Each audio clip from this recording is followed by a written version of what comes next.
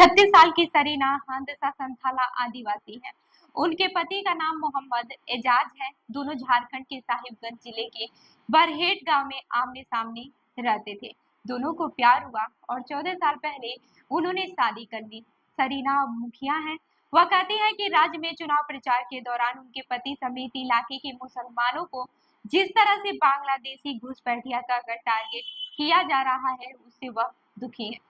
Serena कहती है कि मैं एक आदिवासी महिला हूँ, मेरे पति मुसलमान हैं, हमारे यहाँ चुनाव है, इसलिए सारे पत्रकार यहाँ आ रहे हैं।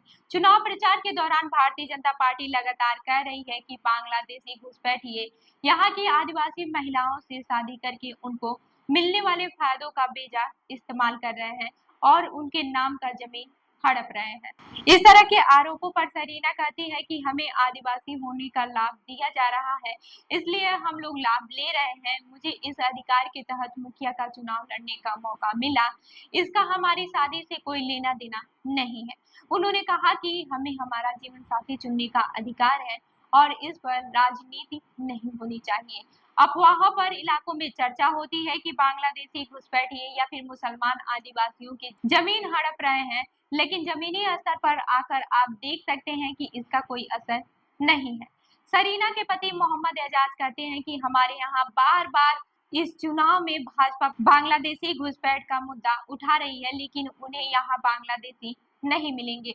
वह कहते हैं कि हम एक सच्चे भारतीय हैं और 1927 से पहले से हम लोग यहाँ पर रह रहे हैं। जब अंग्रेजों ने सर्वे किया था तब से हम लोग यहाँ पर रह रहे हैं। उसके बाद भी हम लोगों का नाम बांग्लादेशी घुसपैठियों की सूची में डाल रहे हैं। चुनाव में भाजपा के पास कोई और मुद्दा नहीं है। अब ये जान लेते हैं कि मुद्दा क्या है। झारखंड में 13 और 20 नवंबर को 2 चरणों में चुनाव है। सरीना और इनके जैसे झारखंड के संथाल परगना की कई पंचायतों की मुखिया जो संथाली आदिवासी समुदाय से हैं और जिनके पति मुस्लिम हैं, उनके नाम पर चुनावी मुद्दे बने हुए हैं। भारतीय जनता पार्टी लगातार राज्यों में इस इलाके में बांग्लादेशी घुसपैठ का मुद्दा उठा रही है। 20 सितंबर को झारखंड में एक चुनावी रैली के दौरान केंद्रीय गृह मंत्री अमित शाह ने कहा था, एक बार झारखंड सरकार बदल दीजिए, मैं आपको वादा करता हूं कि रोहिंग्या और बांग्लादेशी घुसपैठियों को चुन चुनकर झारखंड के बाहर भेजने का काम भारतीय जनता पार्टी करेगी। ये हमारी सभ्यता को नष्ट कर रहे हैं, हमारी संपत्ति को हड़प रहे हैं। शाह ने कहा था कि हमारी बेटियों के साथ अलग अलग प्रकार से नकली शादी रचा रहे हैं, हमारे रोजगार को भी वे लूटने का काम करते हैं। झारखंड के अंदर कोई भी घुसपैठियों की जगह नहीं है, ये बीजेपी की सरकार ही कर सकती है।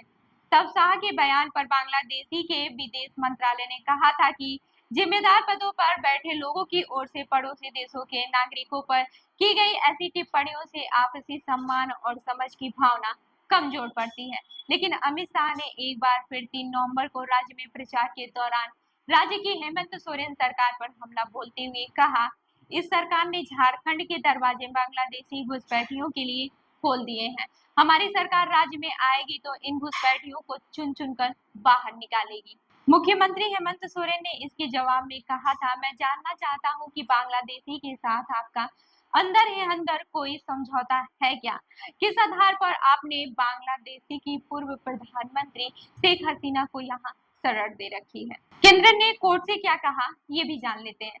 दिलचस्प बात यह है कि झारखंड चुनाव प्रचार के दौरान भारतीय जनता पार्टी जिस बांग्लादेशी घुसपैठिए के नैरेटिव की चर्चा जोर शोर से कर रही है, उसे लेकर केंद्र सरकार का कोर्ट में कुछ और ही कहना है। बांग्लादेशी घुसपैठ को लेकर साल 2022 में जमशेदपुर के रहने वाले दनियाल दनिश ने झारखंड हाई कोर्ट में एक जनहित याचिका डाली थी, लेकिन कोर्ट में गृह मंत्रालय ने अपने जवाब में कहा है, झारखंड राज्य सहित देश में रहने वाले ऐसे अवैध प्रवासियों की संख्या के बारे में सटीक आंकड़े उपलब्ध नहीं है।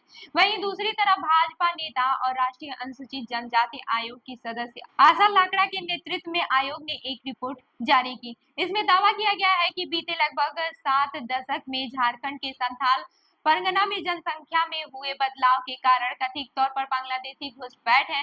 इसी रिपोर्ट में साहिबगंज जिले की 9 पंचायतों का उदाहरण देते हुए बांग्लादेशी घुसपैठ को राष्ट्रीय सुरक्षा के लिए खतरा बताया गया है। लेकिन केंद्र सरकार ने कोर्ट में कहा है कि मौजूदा भूमि कानूनों में खामियों का दुरुपयोग करने के मामले में सामने आए हैं।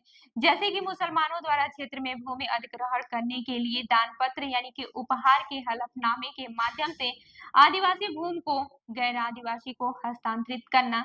ऐसे ही मामले में आदिवासी और मुसलमानों के बीच विवाद हुआ, जैसे कि पाकुड़ 18 जुलाई 2024, जब एक मुसलमान परिवार ने दान पत्र के आधार पर जमीन का एक टुकड़ा ले लिया। हालांकि इसमें से किसी भी भूमि संबंधी मामले में बांग्लादेशी प्रवासियों से संबंध स्थापित नहीं हो पाए। अब ये जान लेते हैं कि भाजपा क्यों उठा रही है बांग्लादेशी घुसपैठ का मुद्दा। पिछले विधानसभा चुनाव में झारखंड मुक्ति मोर्चा और कांग्रेस ने मिलकर संथाल परगना की 18 में से 13 सीटें जीती थी, जबकि भाजपा को सिर्फ 4 सीटें मिल पाई थी। जानकार मानते हैं कि भारतीय जनता पार्टी को लग रहा है कि बांग्लादेशी घुसपैठ का मुद्दा उन्हें इलाके के आदिवासी समुदाय का वोट दिला सकता है। लगभग 2 दशक से स्थानीय पत्रकार और छात्र जीवन में भारतीय जनता पार्टी की युवा इकाई से राजनीति में सक्रिय रहे सुनील ठाकुर का कहना है कि ये संथाली आदिवासी वोटरों को साधने के लिए मुद्दा बनाया जा रहा है। उनके मुताबिक हमारे यहाँ दरअसल 3 वोट बैंक है। एक है हिंदू वोट जो कि भाजपा की ओर मुख्य तौर पर जाता है, एक है मुस्लिम वोट जो मुख्य तौर पर इंडिया गठबंधन को जाता है, तीसरा वोट है संथाल आदिवासियों का। अभी जो बांग्लादेशी घुसपैठ का मुद्दा उठाया गया है, ये उसी के लिए उठाया गया है जो हिंदू वोट है वो तो एकजुट रहे ही, साथ में संथाल आदिवासियों का वोट भी भाजपा को मिले। लेकिन राज्य में ही भाजपा के कई स्थानीय नेता इस मुद्दे पर खुलकर कहने से बच रहे हैं। तो इस खबर पर क्या है आपकी राय, हमें जरूर बताएं। मैं हूं रूबी आपके साथ और आप देख रहे हैं जनदर्पण न्यूज। धन्यवाद।